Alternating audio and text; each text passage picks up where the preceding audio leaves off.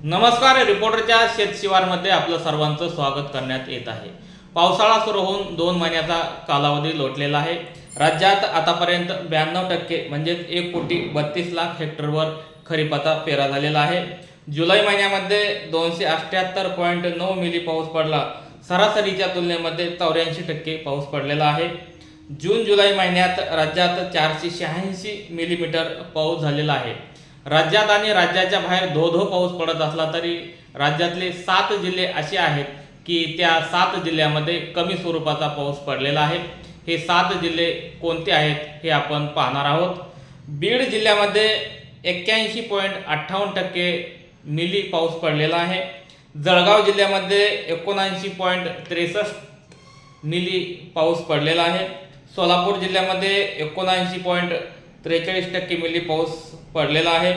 कोल्हापूर जिल्ह्यात 73.28 milli, अहिल्यानगरमध्ये 71.52 milli, Latur जिल्ह्यात 69.53 milli आणि नंदुरबार जिल्ह्यामध्ये 55.71 मिली पाऊस पडलेला आहे।